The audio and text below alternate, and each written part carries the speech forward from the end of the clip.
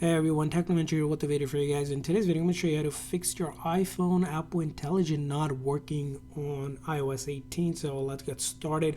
Now, when it comes to Apple Intelligence, you want to make sure a couple things here is that, of course, you have to update your iPhone to iOS 18 or newer. So in your settings, go to General, Software Update, and make sure your phone is at least iOS 18.1 or newer version. Now, after you have done that, the next thing is you need a compatible iPhone. So not all iPhone gets Apple Intelligence. The iPhone models that do get it are iPhone 15 Pro, 15 Pro Max, and any of the new iPhone 16.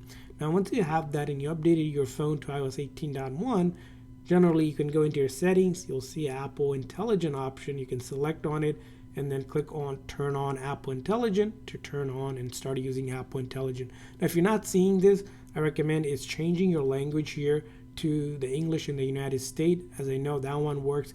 There are certain regions that don't support Apple Intelligence, so you want to make sure it's on that right language. Now, another thing you also want to ensure is the region that you're in. So in your settings, go to General and then go down to options as a language and region.